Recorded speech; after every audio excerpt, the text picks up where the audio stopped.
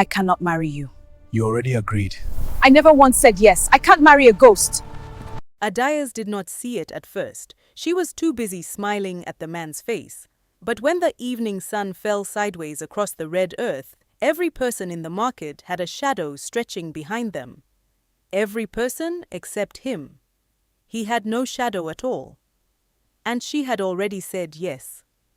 The village of Ụgwụ Oji sat between two hills, deep inside a forest where the old trees grew so tall they swallowed the afternoon sun.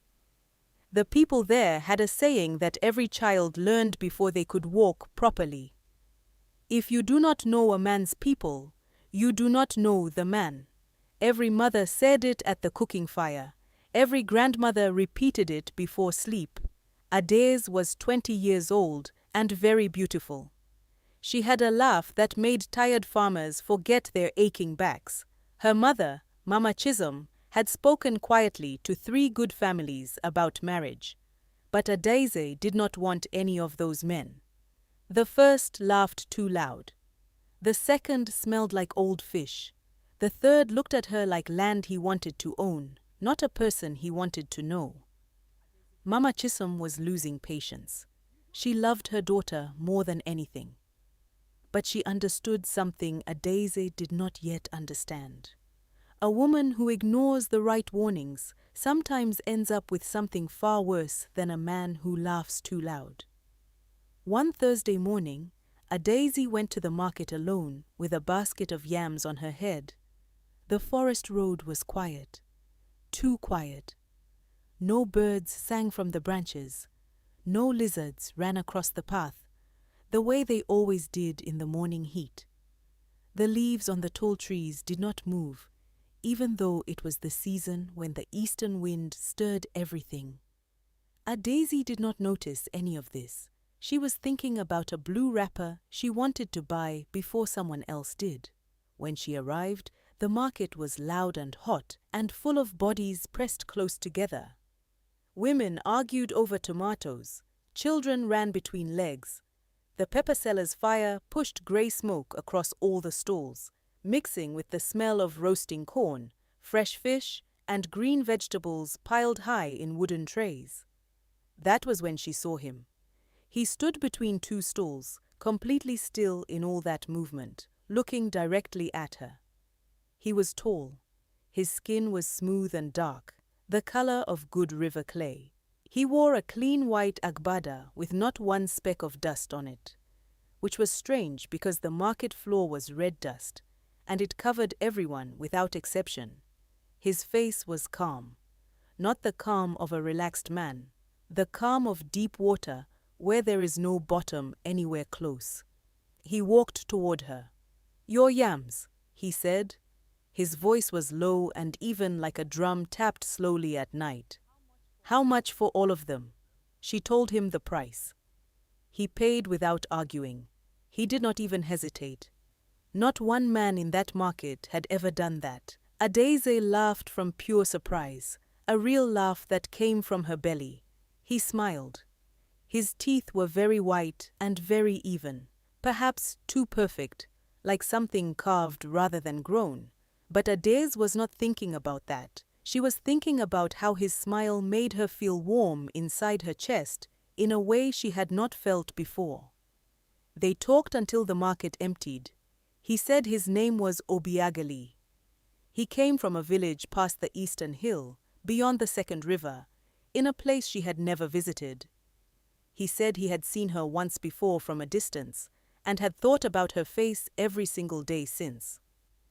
Adaeze's heart moved fast and warm. He asked if he could visit her home and meet her family. She said yes before she finished thinking. Her mouth moved before her mind could ask the one question the old saying was built around. Who are your people? Where do they come from? Who in this world knows them? She carried her empty basket home through the quiet forest, feeling happy the entire way.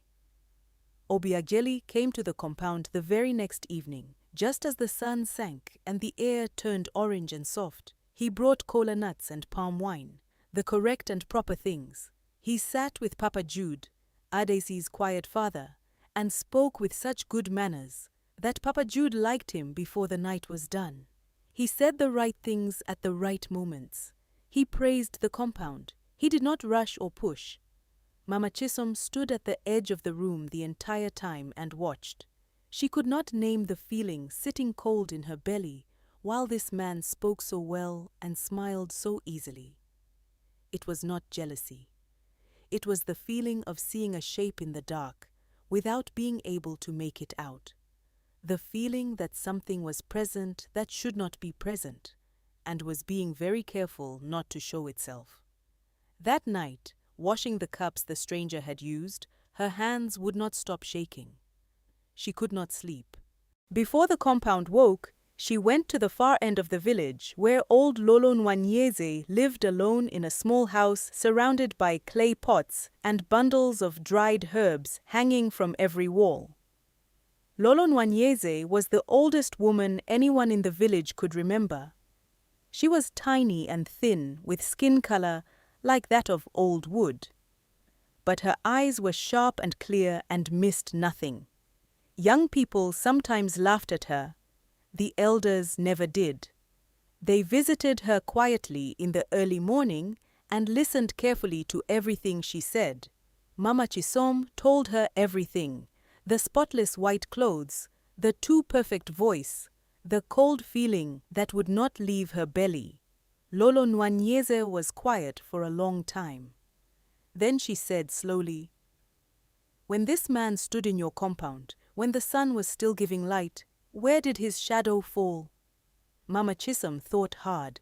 She rebuilt that evening in her mind carefully. The orange light falling sideways through the gate. Papa Jude on his chair. The stranger sitting across from him. She could not remember any shadow near him. Not behind him. Not beside him. Not at his feet. Nowhere at all. She looked at Lolo Nwanyieze, and no words came out. The old woman took her hand and held it with a grip far stronger than her small frame had any right to produce. "Tell your daughter," she said, placing each word down carefully like a stone in a river crossing, "that the next time this man stands in full sunlight, she must look at the ground near his feet. If that ground is empty, she must not stop to think. She must run, not walk, run, and she must not look back at him for any reason." Mama Chisom went home and found Adaeze sitting on her mat, combing her hair and singing softly. She told her everything. Adaeze was quiet for a moment. Then she laughed, not cruelly, but the way young people laugh at something they have decided not to fear. "Mama," she said, "she is an old woman who has been alone too long. Obiageli has good manners. He brought the right things. You are afraid because you are used to things staying the same." Mama Chisom sat on the floor and put her face in her hands. Obiageli returned the following Sunday in the full heat of the afternoon. The sun sat directly overhead and pushed hard shadows flat against the red earth. Every stone had a shadow. Every fence post. Every chicken crossing the compound floor. Every person standing anywhere had a clean, dark shape pressed flat beneath them. Adaeze had told herself she would not look. She was not going to humiliate a good man by staring at the ground near his feet like a frightened child. But when Obiageli walked through the compound gate, her eyes went down on their own. The ground near his feet was clean and bright, no shadow, not a faint one, not a slight darkening, nothing at all. Something cold moved through her whole body from her head to the soles of her feet.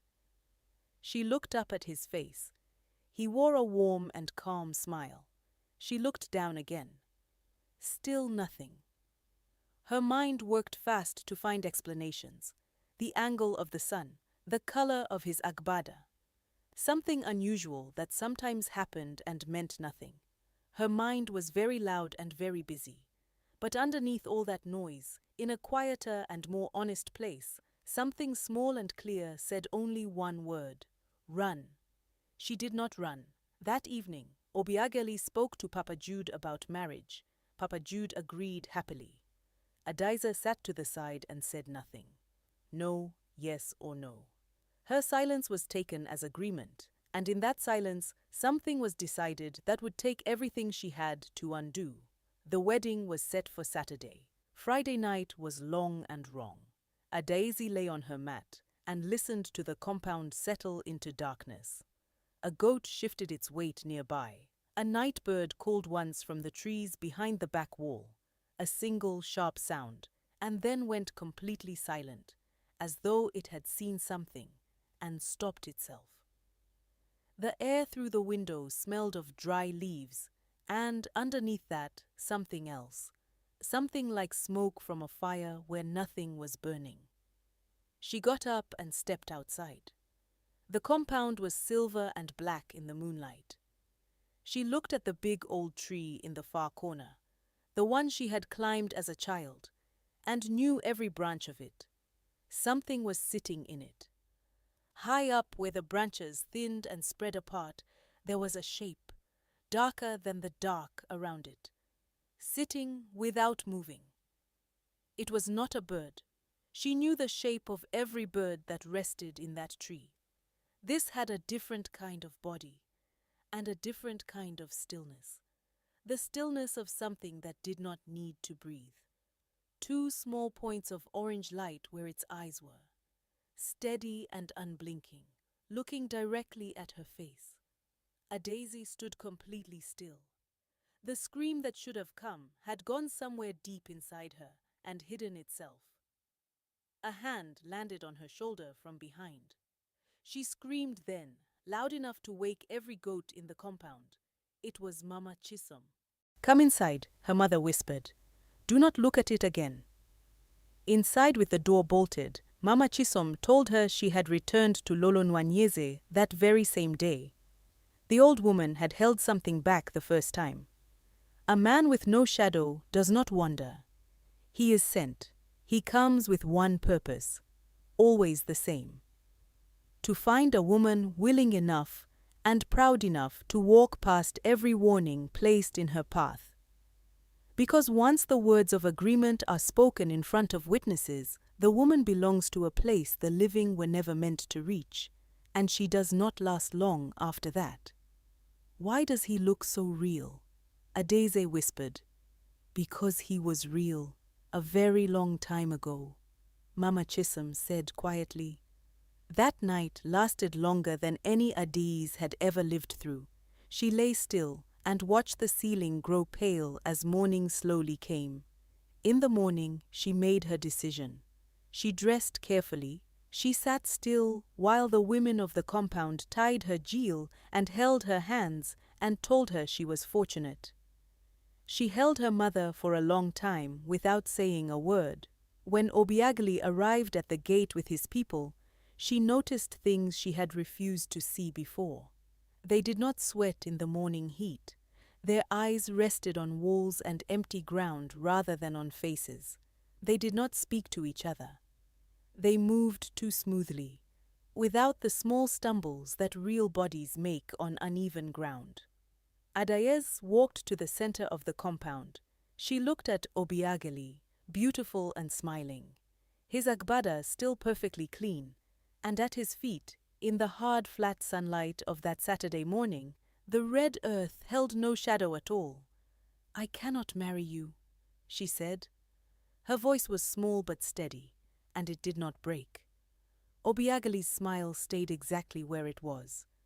But the light inside his eyes went out, quietly and completely, the way a candle dies when fingers close around the flame. "You already agreed," he said softly. I said nothing. I sat still and said nothing. I never once said yes. The compound went absolutely silent. Every woman who had been moving and talking a moment before stood completely still, as though the air had grown heavy and pressed down on everyone at once. Obiageli looked at her for a moment that felt longer than it was. Then he said, almost gently, "You see clearly, very few do." He turned and walked to the gate with those same smooth and even steps. He crossed through onto the road, and then he was simply not there. No corner turned, no sound of footsteps continuing down the road. He was there, and then he was not, the way a reflection disappears when you tilt the mirror away. His people dissolved after him one by one, like smoke when a door is opened, slowly and then all at once, until the compound held only the living. The village talked about that Saturday morning for the rest of that generation and into the next. Old Lolo Nwanyieze, when the young people came with their questions, told them only this: the dead do not always look dead. Sometimes they are handsome and patient, and they know exactly what to say. The old rules were not made by frightened people. They were made by people who had already lost someone and did not want to lose another. That is what a warning is. It is grief that learned to speak. Adaeze married 2 years later, the right way, with time and care. She knew her husband's village. She knew his people by name. She watched his shadow in the afternoon sun, long and dark and real, following every step he took the way a true shadow does. She was happy, but on certain nights, when the wind came from the east and the compound grew very still, she would wake suddenly in the dark.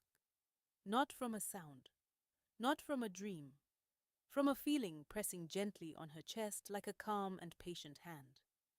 The feeling of eyes watching from somewhere close, without hurry and without anger. She would breathe slowly and wait for morning. And she never walked to the compound gate after the sun went down. Not once. Not for the rest of her long life. Because she knew that just because he walked away does not mean he left. Something that old does not leave because you told it to. It simply waits. If this story placed something cold inside you, share it with one person tonight. And if you want more African folk tales, the ones the elders still refuse to say out loud after dark, subscribe now and press the bell.